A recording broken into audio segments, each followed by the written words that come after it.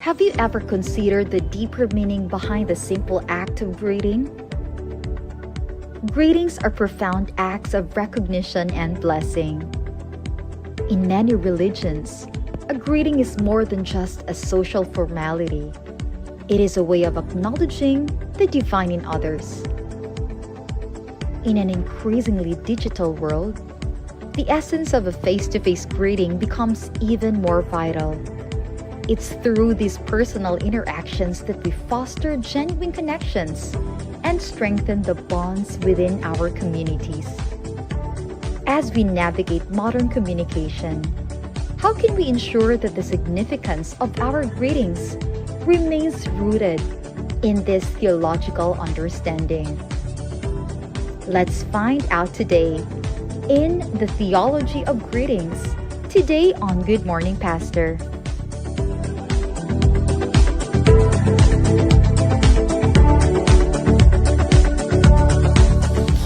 Good morning once again mga kapaglaom, and karon atong segment ang Good Morning Pastor. Now this morning ato makauban ang atong associate pastor sa Garden Church, walay lain ang gwapo, ang bungan, butan, Pastor Nel Jimenez. Good morning, Pastor. Welcome. Good morning. Thank you so much for inviting me dinhi, Sir Awing and Sir Darrell.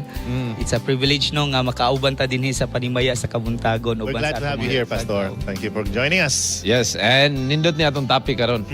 Mo-greet sa ko. Good morning, bye. Maayo ka ni ba? Hello, bye. Hello, Pastor. Ay, Hello, Pastor. hello. Hi. Maayo ka ni. Ganan ko ani Hello. nimo nga, ganan ko ani nga topic tungod kay makita ti ka ani nga topic. Magsigir magitag smile ani. Kung Wait. dili ta ka great mo smile men ta. Wait, yango ba? Di ba, Yango, Pastor, kanang mga Oo. usay kanang wata kaila tago na to guard. Boss. Yeah. Bye, boss. Oo. Boss, libre boss be. Kami sa among mga igagawbay, namin tinagdan sa 18 nga side. Among tawag sila Pablo.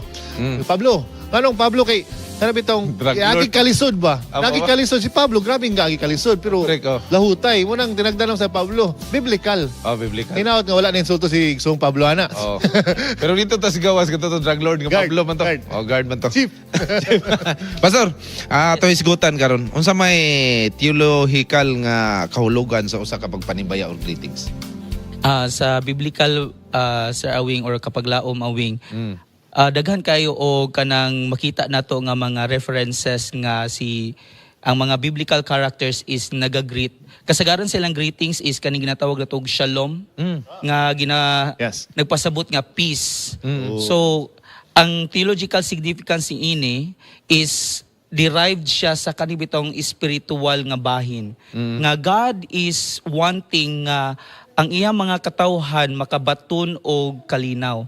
And so part sa ilahang pagtuo sa Ginoo ug sa ilang pagsunod sa Ginoo, mga representante sa kalibutan, we bring that blessing, that peace sa atong mga isig katao. So that is why kung makita nato si Paul, peace be unto you and grace of God be with you.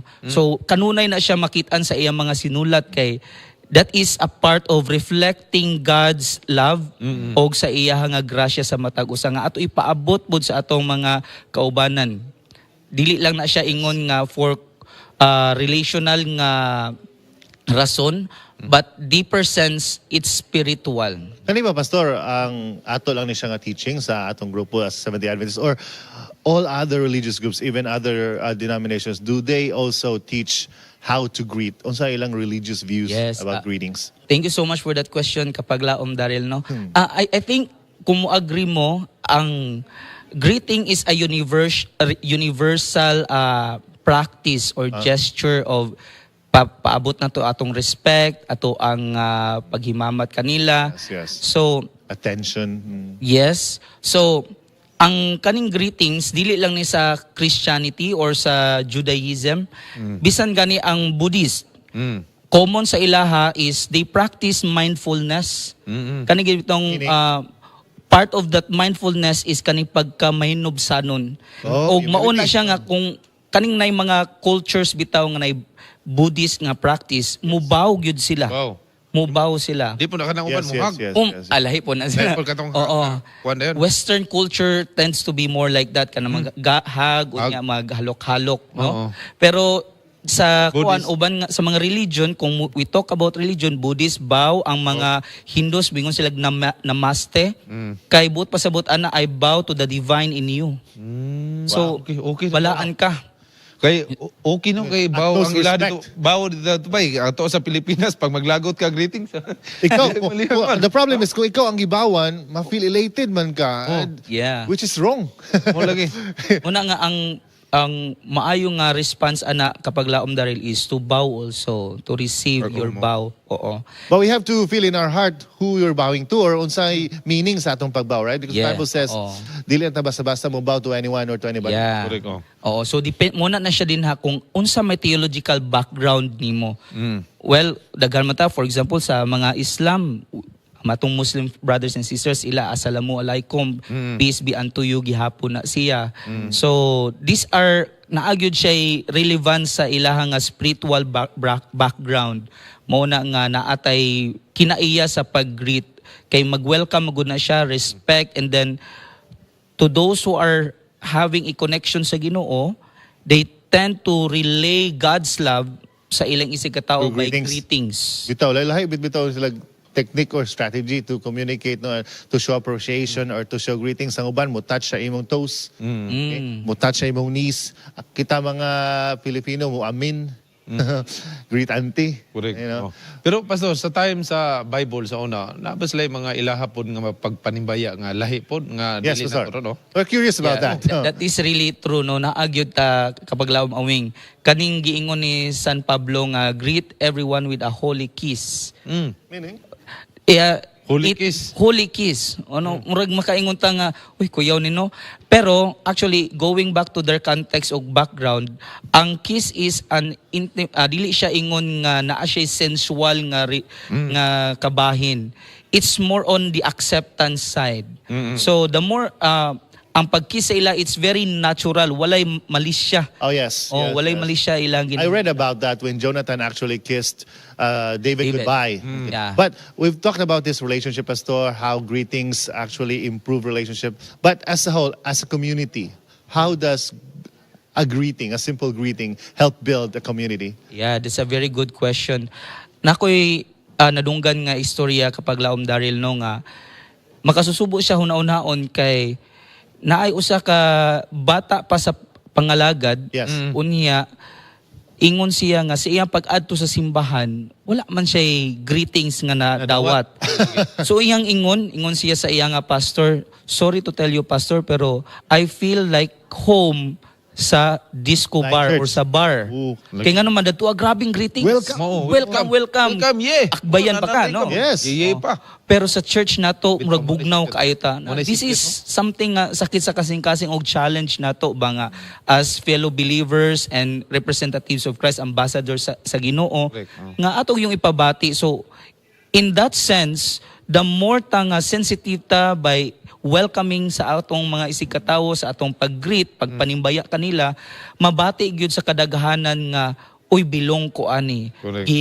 Precious ko ani or na ako'y bili ni ini nga dapit. So the more we become like that, mas mo improve ang ato ang bonding. Correct. So na siya impact sa komunidad. Okay. You can imagine ba nga importante kay makasilo man day kung dili ka mag-greet, no? Mo lagi na nga natay matapad labi nagtan-aw na to nga bisita, happy Sabbath day so asam tagikan nga church. Kausahay. Napugoy nasultian na kay ako sa una nga dugay mo kita giway leader. Yes. Nag-conduct ka ng pagpadasig sa kay sunan during EY program, question and answer about ng mga greetings.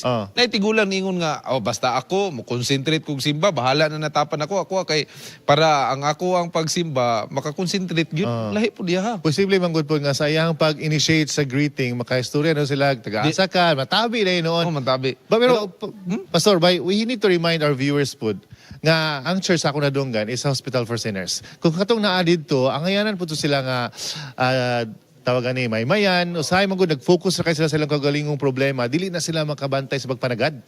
So kung ikaw mismo ni adto ka dito nga medyo okay ka, ikaw ang una mo initiate sa greetings. And then ang effective man gud ang nindot ana kay mo balik mo sila greet nimo. Yeah. Then di ka ma-zero, nag-greet ka. Oh, tama mo na kay ngano kung mag-greet nimo imo ang tapan niya, naa dito dako kay problema. Oh, Pwede pa ikaw mahimong instrumento, mapadasig siya. Oh, mapadasig. So, no. Goodbye. Mo-share po siya. Unsa man Correct. ang problema ron, Brad?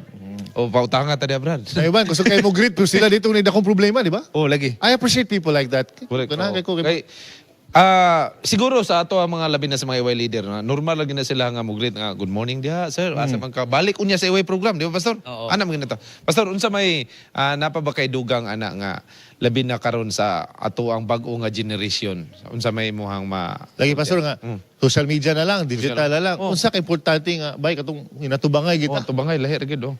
Lahi ra gyud ang kaning face-to-face nga interaction. Yes. According to some scholars, no, kaning cellphone, if imo nang ibutang sa table or bisan asa, kani siya nagpasabot ni siya nga gamay ang imuhang bili sa tawo nga nagunit sa cellphone. Baba? So, oo. Psychologically, of course, depende na siya sa situation. No? Yes, yes, depende yes, sa yes. situation. Pero kung normal lang tanga conversation, Ang unya, cellphone. butangan ako og cellphone, Mag-ana-ana kasi o mag-ana-ana ko, nagpasabot na siya nga wala kayo kay Respeto. bili para sa kuha. In It's other words, insulting, murag, disrespectful. oo, kulang Kulang respeto. respeto. So, to build relationship, na giingon ka ganina ni kapaglaom Daryl nga atong churches is a spiritual hospital. So, that is very true. So, kinahanglan din nato nga mo build ta og tabang sa atong isig katawo by having that greetings. So, the more ta nga mo interact sa uban, the more ta nga mahimong representative ni Kristo. Yes. Correct. So that is the reason why nga very important and essential kayo aning face-to-face interaction dili lang kaning online interaction. lagi Ato wag yun ni siyang gihapong i-practice o ipabilin. In fact, ingon ni Sister White, in little things, that is where the spirit of man develops. Unsa ning little things? Kaning kind words. And kanang maayo nga pagbisti o pag-interact sa atong isig katawo, that is a blessing. wow Thank you so Okay. much, Pastor. Thank you, This is Pastor, no? very enlightening, bay. Correct, okay. Night time, labi na sa ato, ano ka. Kung naitaw nga may good morning, dapat tayo mo good morning. Unsay problema ni mo ron? Makita, maguna sa naong. di ba? Yes, O, yes, makita. yes, Unsay yes. problema ni mo ron? Kung magulaanon, pag malipayon, wa kay problema, good morning. Pinaagis na imong pag-greet, mga pahiyom ni mo siya.